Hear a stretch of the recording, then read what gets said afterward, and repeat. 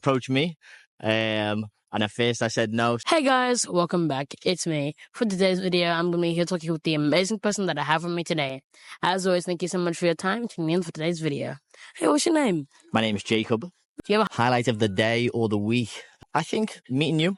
I think saying yes to you. Like I said, I don't always say yes to a lot of things. And when I thought about it, I thought I'll try and find you and say yes. Why not? I think everything happens for a reason. So I'd say today. Wait, off topic. How did you find us? So I was sitting on the bench and you come and approach me. And at first I said no. And then I watched one of your videos and I thought, no, you know what? I'm going to try and find them. Do an interview. Why not? So Thank you. Are you more connected to the nature or the city?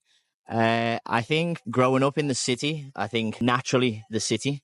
But I think one thing I've found since being in Australia is that the nature out here it's really nice. So I think it's good to spend a bit of time in nature as much as you possibly can. But being from the city and sort of growing up in the city, I would say more so city, but hopefully living more in Australia, maybe nature. When was the last time you spent a full day away from technology in nature?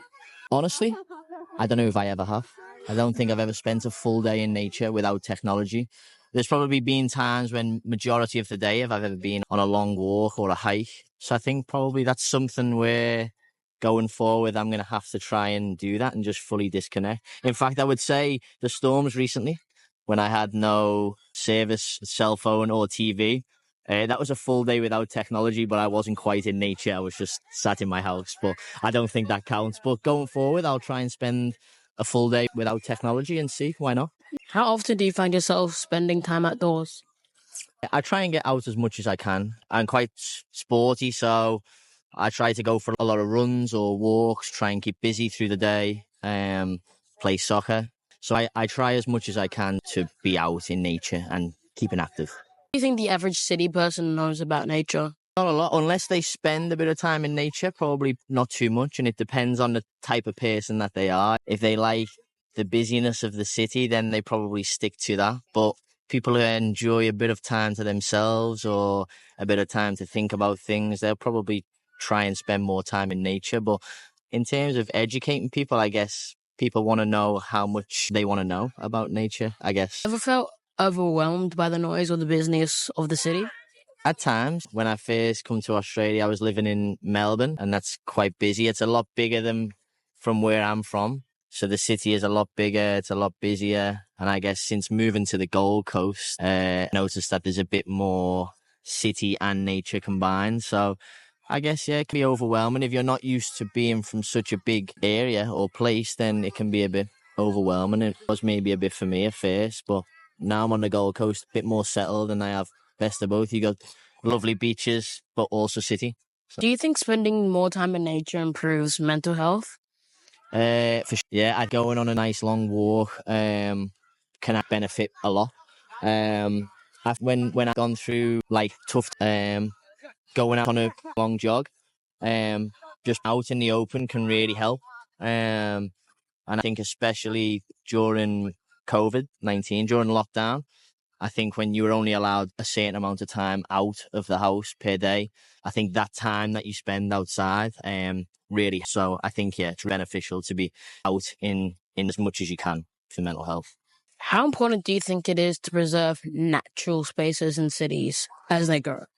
Very important. I think probably as time goes on, you see less and less of it. But I think what Australia do is where they preserve world sites, so like Great Reef. I think that's important because, yeah, as time has gone on, there's a lot less nature that's being preserved and city more high-rise buildings. So I think it's important to try and protect as much as we can. Yeah.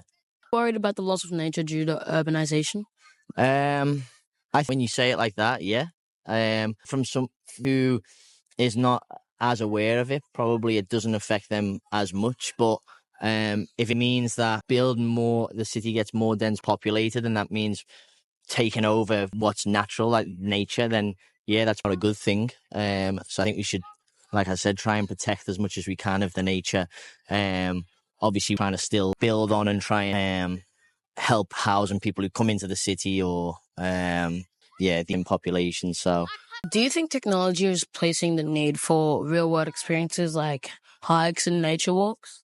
Yeah, maybe when you go to the gym and you go on the treadmill, they have a VR. You can do virtual reality of you running through a city. It's like a video. And I guess probably people think I'll go on the treadmill for a 5K run and run through a city instead of actually just coming out and running through the city themselves. I'm 100% on it, but I think if you had a choice between being out in rather than, I don't know, doing things online, yeah, choose. Well, I'm not 100%. Do you think future generations will become more disconnected to nature because of technology? I guess so, yeah. When I was growing up as a kid, we'd have like the stuff like that and phones. So I guess we had to be out in nature as much as we could. So I think probably since I've grown up, like a lot of the kids growing up now, they have more access to internet and technology, and probably they're not going outside as much and sports stuff like that. So yeah, it has changed. And kids try and get outside as much as they can rather than on iPads or Xboxes or PlayStations. Have you ever tried to grow your own food or plants in the city? No, I can't say I have. Maybe that's one that I should try, but no, never tried to grow any little plants. Hopefully this interview inspires me to do so. Maybe I'll start growing some flowers or so we'll see. Do you think the government should do more to protect natural spaces in cities as they grow? Yeah, try and protect natural spaces. Like I said, sometimes people just need something to disconnect from the world, especially on the Gold Coast where you've got a bit of both city and nature. I think sometimes it's important just to have that bit of nature just to disconnect from the stresses of real life. So yeah, if you try and protect it as much as you can, and I think you should. Yeah, I think it's beneficial to a lot of people, more than you probably think. Do you have a story or something you'd like to share with us? Off the top of my head, I don't have any stories, but I guess maybe one thing I would say is, when I was younger, I always thought or dreamt of coming to live out here. And I think sometimes maybe you can get caught up in it, like things don't go away, or you get, a bit of work. If I was thinking back to when I was a child, thinking now I'm actually living in Australia and I'm living on the Gold Coast and I've got lovely beaches and good weather. I think maybe I would tell myself to, enjoy it. Don't get too caught up in things. Just try and in the moment and enjoy now. Because yeah, if I said to my younger self that I was actually living in Australia, what I wanted to do, then I guess I'd be so. I think just enjoy the moment, live in the now, and yeah, keep going. So for your time, that's all the questions of the day. As always, like, share, comment for more amazing content like this.